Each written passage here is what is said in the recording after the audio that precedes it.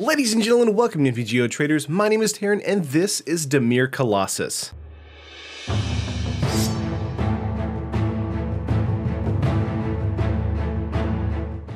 So this week is all about super cheap budget decks, because it is, like the holiday shopping week. I thought I would put together a couple lists that were like between 5 and 10 tickets. And for paper, I was thinking like under 30, if I could, and then at 20, 25, that's kind of where I'm thinking at, as far as the soft spot for a budget deck for this week. So don't get your hopes up for a like tier 1, tier 2 deck. These are gonna be decks that are basically gonna be like a lot of fun, can definitely win matches, but more often than not, will just be for F&M and for some kitchen table magic. But of course, before I get into the video, make sure to hit the like on the video if you like the video, and subscribe to the channel if you haven't already, and make sure to hit the bell right beside that to make sure you know when we upload a new video on the channel and when we go live on the stream right here on YouTube. But without further ado, let's get right into it. We have Glint Nest Crane, a 2-mana 1/3 bird with flying, and when it enters the battlefield, look at the top 4 cards of your library, reveal an artifact card from among them, and put them into your hand. Then put the rest on the bottom of your library in any order. So basically what we're trying to do is we're trying to get out as many artifacts as we possibly can so a Metalwork Colossus can come down for either free or really cheaply over and over. Glint Nest Crane helps us in turn 2 in being able to be a 1/3 blocker, then kind of block some early damage, as well as helping us kind of hunt through the top 4 cards of our library for either a Colossus or a artifact we might need. Moving up from Glint Nest Crane, we have 4 Foundry Inspector, a 3-mana 3/2 construct. Artifact spells you cast cost 1 mana less to cast. So this is a great way to either make Metalwork Colossus cheaper or any of our mana producer rocks cheaper as well. And if we have 2 Foundry Inspectors on the battlefield and they're not really dealt with yet, then our deck can really get out of hand really quickly. Metalwork Colossus is a fantastic way for us to kind of ramp and hopefully get a Metalwork Colossus out by turn 4, turn 5, turn 6, in that kind of like area right there, the mid to late game. That way we can kind of like overwhelm our opponent with a massive creature. Moving on from Foundry Inspector though, we have 2 Deadeye Plunderers. So because we have a lot of artifacts hitting the battlefield, Deadeye Plunderers is a great way for us to either have a large creature, because Deadeye Plunderers gets +1/+1 for each artifact we control, or create more artifacts onto the battlefield that we can actually sack to get Metalwork Colossus back into our hand. Of course, Deadeye Plunderers is a 5-mana 3/3, so it's nothing to sneeze at as far as the mana cost, but because we have a lot of mana rocks and the abilities to make everything a little bit cheaper, Deadeye Plunderers will be actually okay coming out turn 4 or turn 5 pretty frequently. Moving on from the Deadeye Plunderers, we have 3 Marionette Master, a 6-mana 1/3 human artificer with Fabricate 3. Of course, this means that we can put 3 +1/+1 counters on the Master or make 3 1/1 servos. And of course, whenever an artifact you control is put into the graveyard from the battlefield, target opponent loses life equal to Marionette Master's power. This is a fantastic way for us to be able to get kind of like a life drain kind of combo going off with a Metalwork Colossus that's in the graveyard that died previously in the match, or we've discarded somehow with Charter Course. We'll talk about it in just a minute. But Marionette Master is also a great way for us to either make a lot of blockers to kind of trade off in the mid to late game if we have a aggro strategy against us, or again make a 4/6. A very flexible card for us, and just overall like super cheap. Like it's like on paper, I think it's like $3 for 3 of them. It's crazy. Moving up, we have of course our 4 Metalwork Colossus, an 11 mana cost 10/10 construct, and of course it costs X less to cast, where X is the total converted mana cost of non-creature artifacts you control. Sacrifice 2 artifacts, return Metalwork Colossus from your graveyard to your hand. For all you guys getting the gift packs for Christmas this year, Metalwork Colossus will be in it, and this is actually a great deck that it can be built around.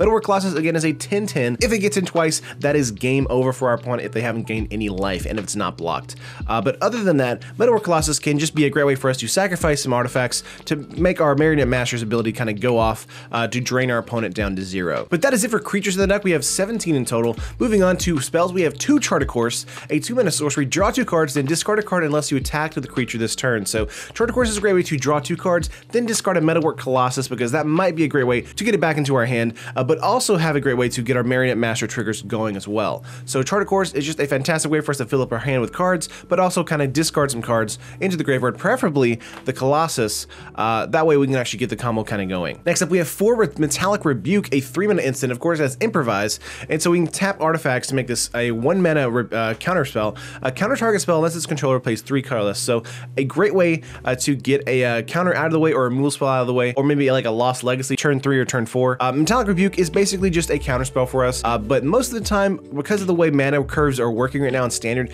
you're really not going to be able to have this card be like fulfilled as far as mana unless you're up against a ramp deck perhaps, but up against like an approach deck, things like that, Metallic Rebuke is actually okay for that final approach cast. Moving on to artifacts for us, we have 4 Renegade Map, a 1 mana artifact, comes in tapped, and of course we sacrifice it, search our library for a basic land card, reveal it, put it into your hand, and then shuffle your library. So Renegade Map is going to be one of those cards that if there's a Marionette Master on the battlefield, this is going to be sacked, a Marionette Master trigger is going to go off, we're going to get a land, that land is going to help us pump to either get to a Metalwork Colossus or perhaps play something else out the next turn. Moving on to Prophetic Prism, a 2 mana artifact. When it enters the battlefield, we draw a card, so great for card draw, and we can tap 1 mana and tap it to add 1 mana of any color to our mana pool. So we're not necessarily using this for the mana gainer here to add 1 mana of any color to our mana pool. Very rarely will we do that. This is basically just a 2 mana artifact to draw us a card, which is not bad. Next up, we have 4 Cultivators Caravan, a 3 mana 5/5 vehicle, and we can just tap it to add 1 mana of any color to our mana pool. So the crew 3 is actually not terrible. We do have Foundry Inspector and things like that that can actually crew this 5/5, but more often than not, this is just going to be used as a 3 mana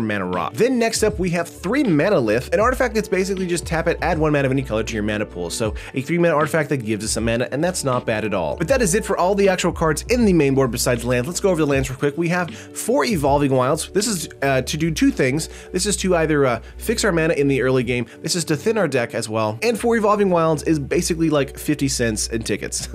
Next up, we have 2 Inventors Fair because we have a lot of artifacts hitting the battlefield. Getting to 3 with Inventors Fair and gaining life during our upkeep is actually quite good for us.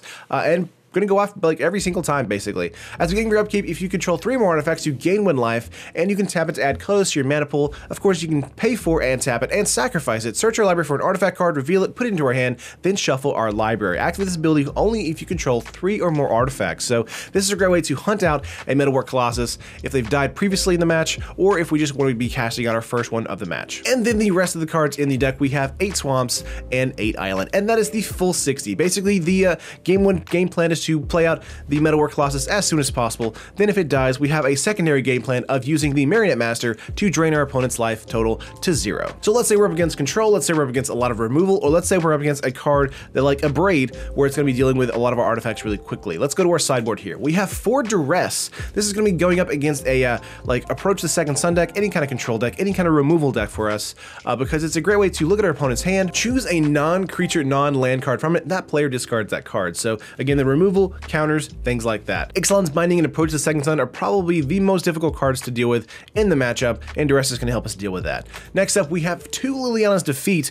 Scarab God is going to be great for us to deal with, as well as Bolas and Vraska Relic Seeker. So Liliana's Defeat is actually a 1 mana sorcery that can destroy target black creature or black planeswalker, and of course if it's a Liliana, they also lose 3 life, but we're actually not seeing a lot of Liliana in Standard at the moment, so killing a Vraska, killing a Scarab God, Liliana's Defeat is a fantastic card for us overall. Next up, we have 2 Essence Scatter. Against the aggro strategy, we really are going to be a little bit slower against like a Remnant Bread strategy, things like that. So 2 Essence Scatter in the sideboard here is to represent that. And we have 2 Jace's Defeat. Again, we can actually counter a Scarab God play altogether with 2 mana. It's an instant. We can also actually just straight up counter a counter controls magic spell.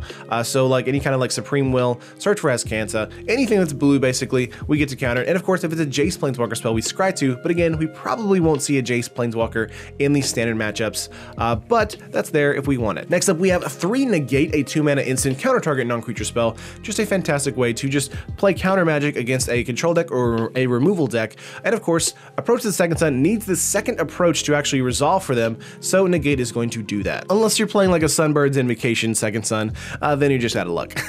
Make sure to counter the Sunbird Invocation instead. And the last 2 cards in the sideboard here for us, we have 2 Bounties Last Reckoning, a 3 mana sorcery, destroy all creatures, lands you control don't untap during your next untap step. So against the stockpile deck, against the monument deck, our opponent's going to be going very wide. Bounties Last Reckoning is going to be coming in and kind of giving us some time to make sure we can actually get our creatures out to deal with their game plan. And that is the full list, guys. Let's go to the list here. On MTG Traders, this is coming to about 4.2 tickets. Fantastic price for us. And on paper, it's coming to about $25, which is ridiculously low. Again, the game plan is to make a Colossus as quickly as possible, or make a Marionette Master and drain our opponent's life total to 0. But of course, what do you think of the deck? The deck is built around being as cheap as we possibly can make it, because this is the week of deals. But of course, let me know what you think. Leave a comment below and your suggestions on what you could add to it, take away from it maybe. But as always, guys, like the video if you liked it, and subscribe to the channel if you haven't already. I love you guys, and I will see you in the next video.